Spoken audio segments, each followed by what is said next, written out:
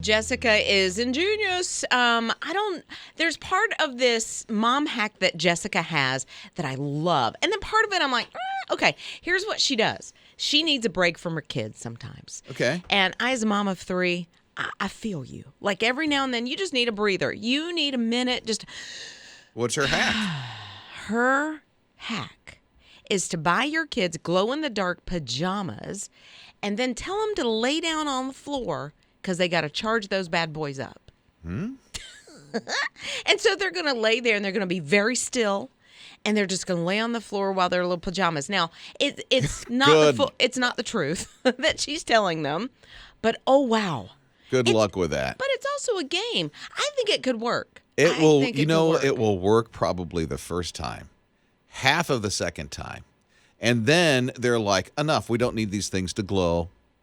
They'll stand up and do whatever they want to do and take off. Maybe.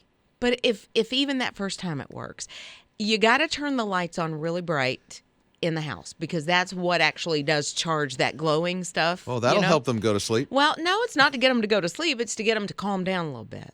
Okay?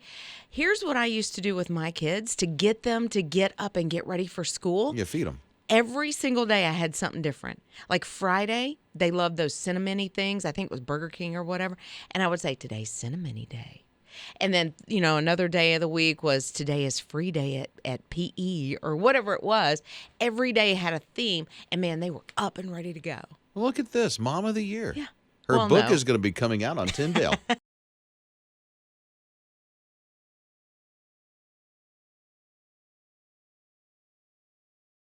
And it looks so good. I thought it was going to look like a sweater.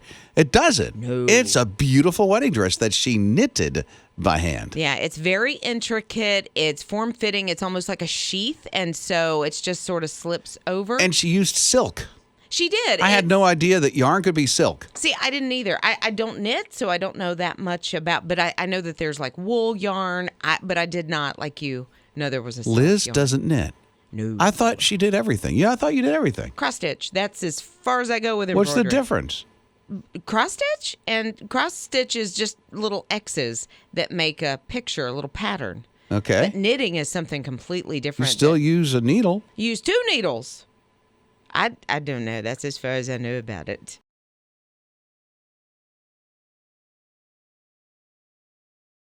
So Jordan's like 10 years old, and I like what his teacher does in the classroom.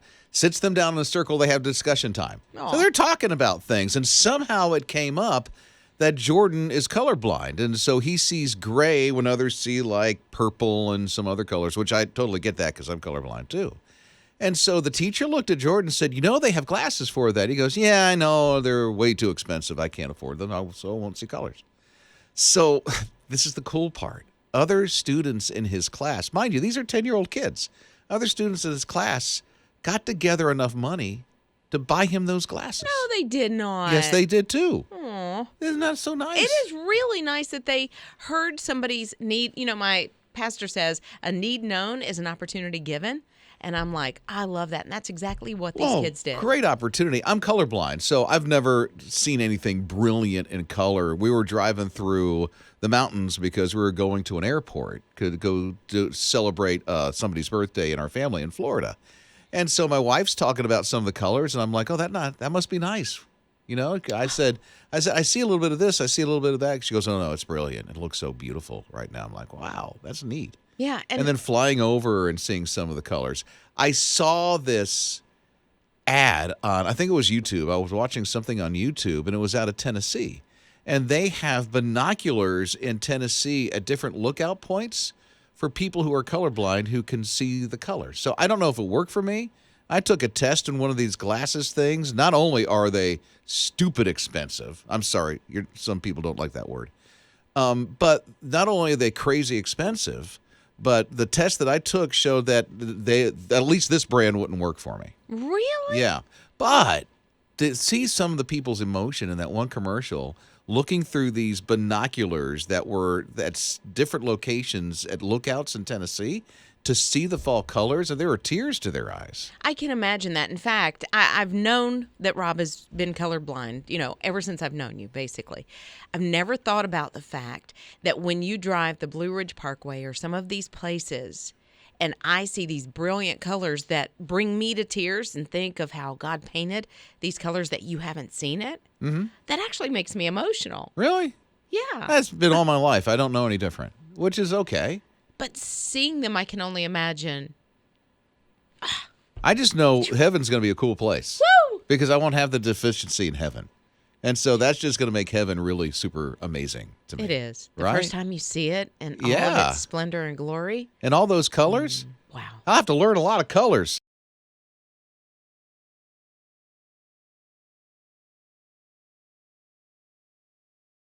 I don't know what it's like in your family, but let's say your kids.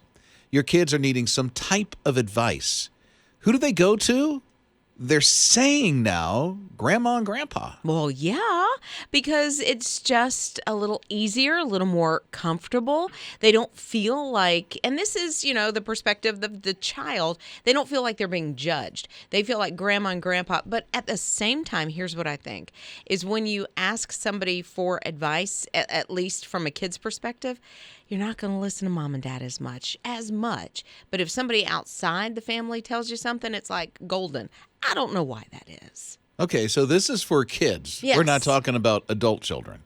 I think it does carry on into Really? adult, because I think there's I still don't- that dynamic. Except for my daughter, I don't know who my other kids go to, honestly, for asking advice. I have two sons. They don't come to me. Mm-hmm. Amanda will come to me about business stuff, and then she'll ask her mom about, personal stuff. And then I've got a teenager in the home. You know that story. Yeah, exactly. And so maybe as they get older, they start to see the wisdom of Mom and Dad. Nah, not yet. Well, my daughter has started, I guess not really asking me for advice, but certainly listening more with an open mind and an open heart than when she was, say, 16 or 17 years old. So I think so. But I just remember talking to my grandmother about like financial things, and anything that she or my grandfather said, golden, like write it on my heart. I was doing it. See, I was orphaned as a teenager, so Yeah. I don't have any of that. So I wouldn't know who I would have went to if I had a family. Yeah. No, if mine were still around, I would call them for financial advice for sure. Grandma and Grandpa? Grandma and Grandpa. Really? Yeah. Okay. They did it right. I guess they did. For me, I call Scott. I'm here for you. Yes, see? All the time.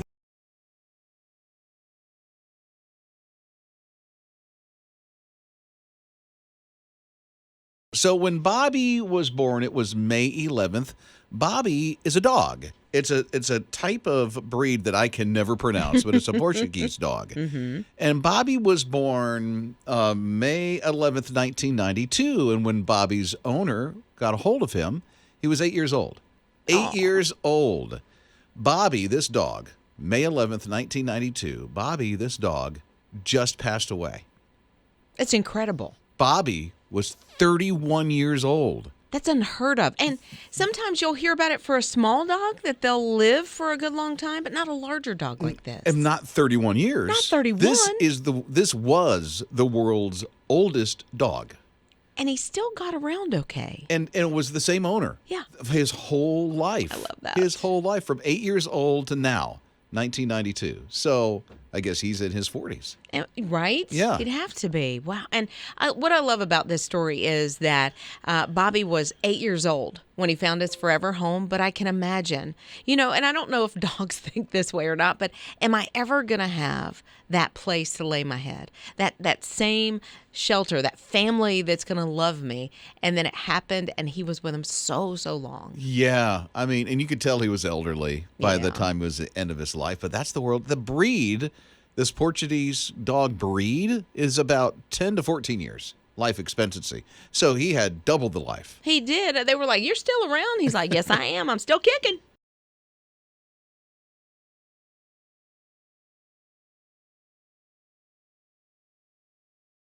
I need my antibiotics in an hour. I got to start this because I'm sick. You know what? If you say that from now on, you could get them in an hour. Well, you must be really close to your pharmacy to drive that close. No, Amazon can bring them to you. Oh, in the truck. Yeah. No, drones. Drones drones now. are Oh, I gonna- heard that they're going to start doing this. Yeah, some prescription meds. And here's my thing. Are these controlled substances? Because I don't think we need to be delivering those through drone, just in case, porch 'cause pirates the and porch things. pirates are now taking the drugs off the Absolutely. porch. That makes sense. Yeah, so it kind of worries me a little bit, but if they can control it, like if the drone can see if somebody is there and then they drop them. So they say they're going to drop them from 13 feet about. That feels like, You're going to drop them on the ground? Is that what you mean? yeah, or drop them in the yard or drop them on you, drop them on the dog. You would I don't think know. they could bring them right up to the porch the way technology is. Well, it says it's going to be about 13 feet and they're going to drop a padded package. But I'm still thinking 13 feet. If you've only got like one, prescription bottle in that, If that's they're really not pill going to hurt bottles, anybody. yeah, that's not going to. Well, nor what's inside. Right. But if you have several prescriptions that they're dropping and a big old bottle of vitamins and maybe you ordered Big old a pair of bottle shoes, vitamins. you ordered a pair of shoes with it, like is it all going to come together? No, because they said it was Okay. just the prescriptions. Okay. Nothing else in the box. I'm It's not bringing you a king-size bed. Well, listen, the way things progress, you just don't know.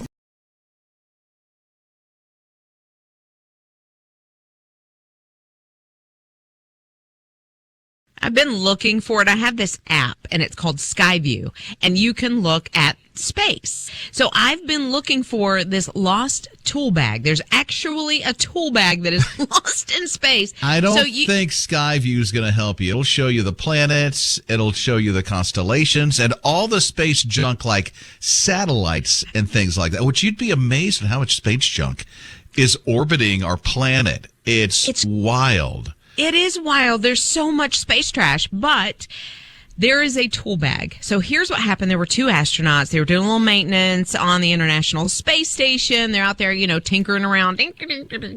And all of a sudden, one of the tool bags slips from the finger, or maybe they set it up on, one of the rungs around the International Space Station.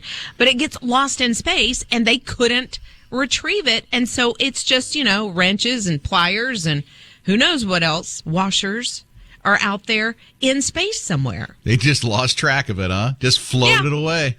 Yeah, Just pretty going, much. there it goes. Bye-bye. Well, I mean, here's my thing too. It's like, yeah, I'll just get another hammer somewhere else. I'm really not like going on the away. space station, you can go off to Ace Hardware and get yourself a hammer. It doesn't work feel like that. No, but I feel like NASA has backup. I feel like they didn't just send one hammer with these astronauts. No, they have two. They better hang on to this one. Yeah. Scott says he loses his tools all the time. This is exactly why I try to keep duplicates. So I've got like 5 tape measures, I've got 5 different sets of screwdrivers and bits and, levels, because I'm always misplacing them. Listen, Are you? my Go family, ahead. I'm sorry, Liz, my family will get into the toolbox and then I cannot find anything anymore because it's put somewhere else. I literally bought a brand new tool case a year ago and I keep it in my closet and I say, you don't touch this one. This one belongs to me. You can go to the other toolbox that I've had for years. You can use whatever tools in there or wherever you've placed it somewhere around the house. This toolbox is mine. Don't touch it. But they want the nice, new, shiny tools when they do whatever crafting project they do. No.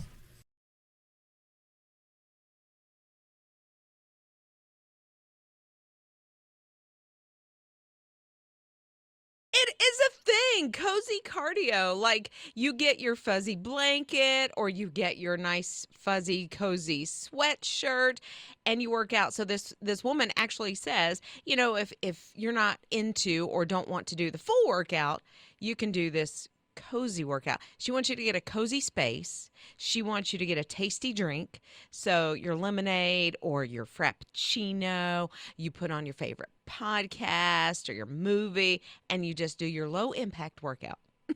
Now, here's the thing. Her name is Hope. She has this TikTok channel. She's lost 100 pounds. Now, granted, she did the diet and she did the exercise and she did all the hard work, and she's at the point where I can maintain now.